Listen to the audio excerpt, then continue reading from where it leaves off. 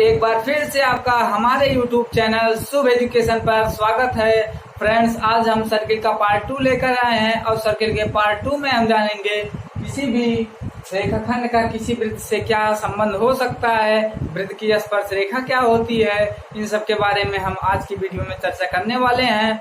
और आपको मैंने इसके पहले वृत्त का बेसिक पढ़ाया है पार्ट 1 में, वृत्त का पार्ट 1।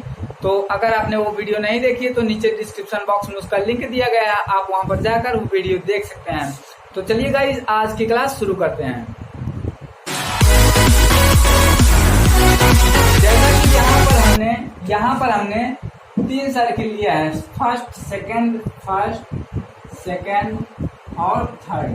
3 सर्किल यहाँ पर हमने लिया है। अब यहाँ पर हमने एक रेखाखंड PQ लिया, एक रेखाखंड PQ, एक रेखाखंड PQ यहाँ लिया।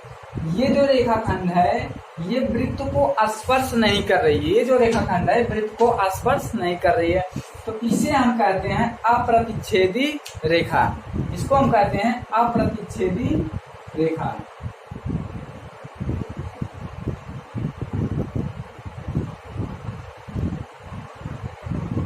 इसको हम कहते हैं अप्रतिच्छेदी रेखा। अब बात करते हैं सेकंड वाले का। तो सेकंड वाले ग्राफ में देखेंगे, इसमें क्या है, जो ये PQ रेखाखंड है ये सर्किल को 2 बिंदुओं पर काट रही है, एक A बिंदु पर, दूसरा B बिंदु पर। तो इस रेखा को हम कहते हैं छेदक रेखा।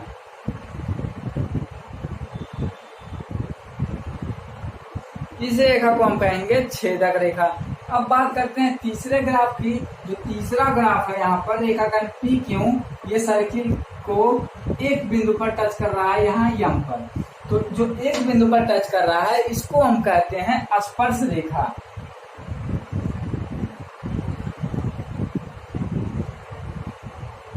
इसको हम कहते हैं स्पर्श रेखा, यानी ये वृत्त को केवल स्पर्श कर रहा है, तो इसको कहते हैं स्पर्श रेखा।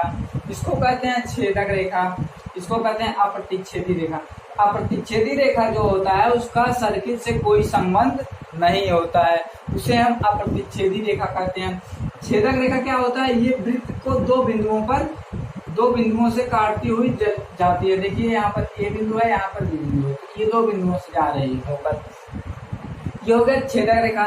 अब बात करते हैं स्पर्श रेखा की। स्पर्श रेखा जो है वृत्त को एक बिंदु पर टच कर रही है, M बिंदु पर, तो इसको कहते हैं स्पर्श रेखा। अब हम आपको बताएंगे कि स्पर्श रेखा कहते किसे हैं।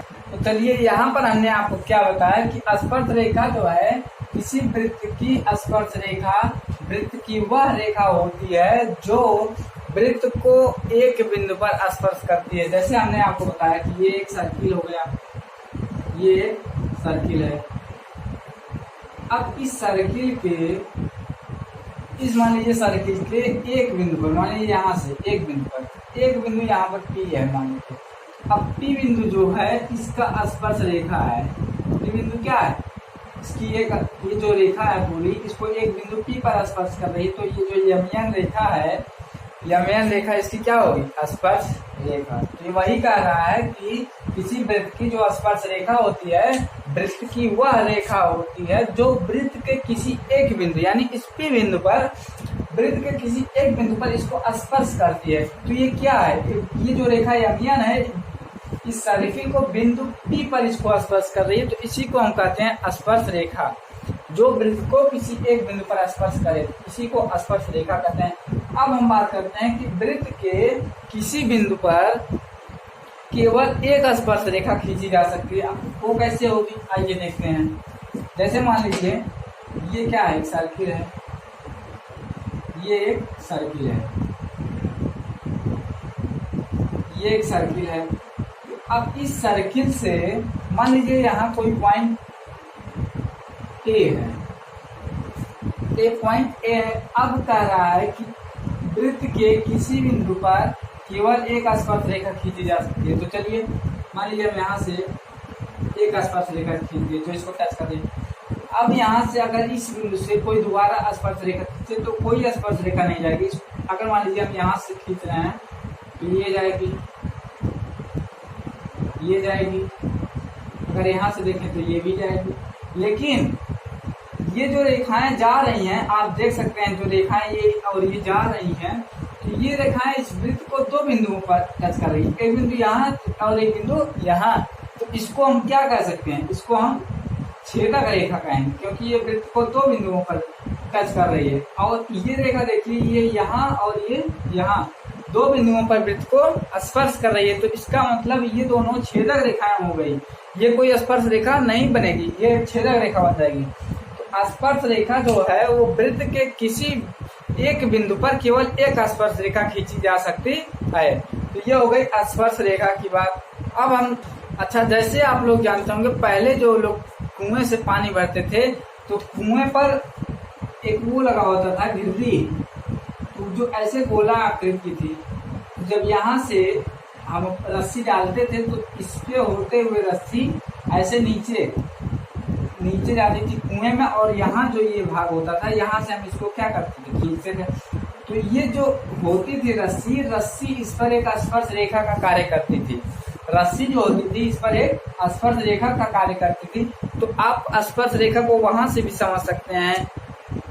तो चलिए अब हम आगे देखते हैं कि चलिए अब हम जानेंगे कि वृत्त की जो त्रिज्या होती है वो स्पर्श रेखा पर क्या होती है, लंब होती है।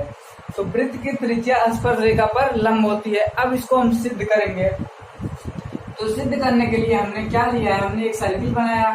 सर्किल बनाने के बाद हमने एक स्पर्श रेखा की खींचा PQ, एक स्पर्श रेखा हमने PQ खींचा। तो यहाँ पर मैंने एक सर्किल ड्रॉ किया, इस सर्किल से एक स्पर्श रेखा PQ ड्रॉ किया, और ड्रॉ करने के बाद हमने ये जो त्रिज्या है OM क्या है, इसमें OM एक त्रिज्या है। तो हमें यही सिद्ध करना है कि जो OM त्रिज्या है वो PQ पर हमारा क्या है, लंब है।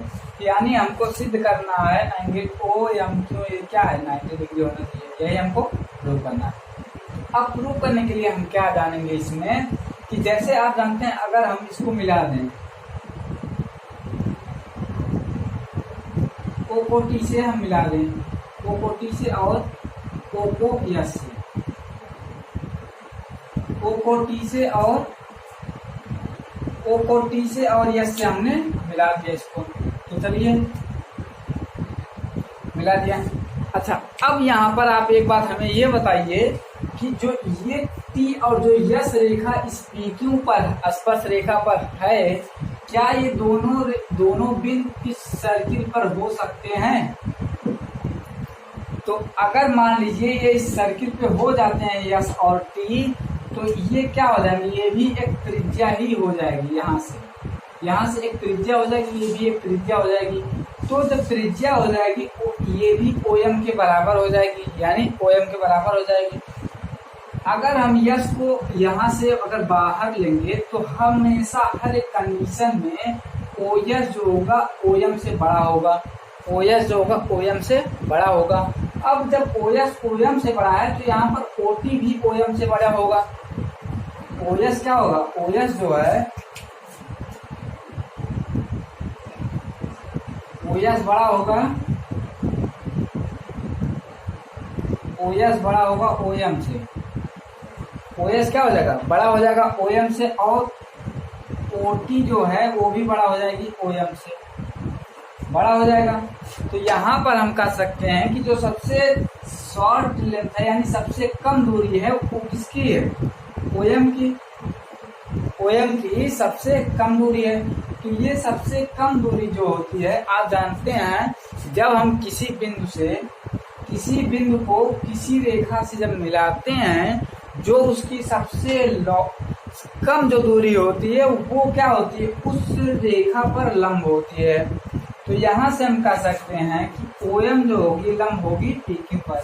अब आप जानते हैं क्योंकि किसी बिंदु को किसी रेखा से मिलाने वाली जो ये रेखा होती है उसकी सबसे जो कम दूरी होती है, जो सबसे कम दूरी होती है वो उस रेखा पर लंब होती है।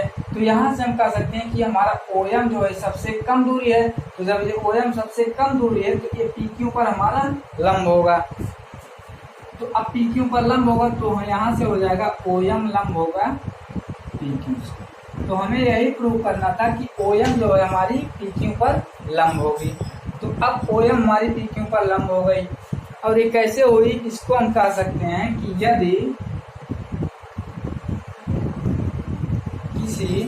किसी तो यहाँ से क्या होगा, यहाँ से हमने आपको बताया कि किसी बिंदु से यानी ओ बिंदु से किसी रेखा को मिलाने वाली जो सबसे छोटी जो रेखाखंड होती है, सबसे छोटी रेखा जो सबसे होती है वो उस रेखा पर लंब होती है। सबसे जो छोटी रेखा यानी सबसे हम कह सकते हैं सबसे छोटी दूरी या सबसे कम दूरी, सबसे छोटी रेखा जो होती है वही क्या होती है, उस पर लंब होती है। तो यहाँ से ये सिद्ध हो गया कि OM जो हमारा लंब है PQ पर। हमें यही प्रूव करना था कि OM लंब है PQ पर। तो ये हो गया कि किसी भी वृत्त की त्रिज्या जो होती है स्पर्श रेखा पर लंब होती है। अब हम इस पर आधारित कुछ न्यूमेरिकल देखेंगे, उसके बाद आज की क्लास समाप्त करते हैं। तो अब चलिए हम एक न्यूमेरिकल लगा लेते हैं। एक न्यूमेरिकल यहाँ पर क्या दिया है कि 5 सेंटीमीटर त्रिज्या वाले वृत्त के बिंदु P पर स्पर्श रेखा PQ केंद्र O से जाने वाली एक रेखा से बिंदु O पर इस प्रकार मिलती है कि OQ बराबर हमारा 12 सेंटीमीटर है। तो कह रहा है इस PQ की हमको लंबाई निकालनी है। तो PQ की लंबाई निकालने के लिए हम क्या करेंगे, जैसा कि अभी आपने सिद्ध किया है कि OP जो है लंब है PQ पर, OP लंब है PQ पर। जब OP लंब है PQ पर ये तो ये एंगल 90 डिग्री हो जाएगा। जब ये एंगल 90 डिग्री हो जाएगा तो ये एक समकोण त्रिभुज हो जाएगा। जब ये समकोण त्रिभुज हो गया तो इसके सामने की ये भुजा कर्ण हो गई, ये भुजा लंब हो गई, ये भुजा आधार हो गई। अब आप इसमें पाइथागोरस प्रमेय लगाएंगे तो पाइथागोरस प्रमेय क्या हो जाएगा, कर्ण का वर्ग बराबर लंब का वर्ग प्लस आधार का वर्ग। अब आधार हमको निकालना है यानी PQ स्क्वायर निकालना है। तो PQ स्क्वायर प्लस लंब का स्क्वायर यानी 5 का स्क्वायर बराबर 12 का स्क्वायर। 12 का वर्ग करेंगे 144, 12 का स्क्वायर करेंगे 144 माइनस 25 बराबर PQ स्क्वायर। तो अब यहाँ से क्या करेंगे, PQ का स्क्वायर बराबर OP का स्क्वायर प्लस PQ का स्क्वायर। अब PQ का स्क्वायर यानी 12 का स्क्वायर बराबर 5 का स्क्वायर प्लस PQ का स्क्वायर। अब ये प्लस है तो इधर आएगा माइनस, तो 12 का स्क्वायर करेंगे 144 minus 25 equal to PQ square. तो इसको घटाएंगे तो 119 इक्वल टू PQ स्क्वायर। तो यहाँ से जब PQ की वैल्यू निकालेंगे तो PQ बराबर √119। तो ये हमारी PQ आ गई। PQ की लंबाई हमारी क्या आई, √119। तो PQ बराबर आ गया √119। तो इस प्रकार हम न्यूमेरिकल लगाते हैं और यहाँ पर हमने जाना कि जो हमारी त्रिज्या होती है वो वृत्त की स्पर्श रेखा पर लंब होती है। तो चलिए बहुत बहुत धन्यवाद आपको ये वीडियो देखने के लिए। अगर मेरी ये वीडियो आपको अच्छी लगी हो तो कृपया इस चैनल को सब्सक्राइब करके बेल आइकन को प्रेस कर दीजिए ताकि हमारे इसी प्रकार की आने वाली सारी वीडियो की नोटिफिकेशन आपको मिलती रहे। तो चलिए बहुत बहुत धन्यवाद।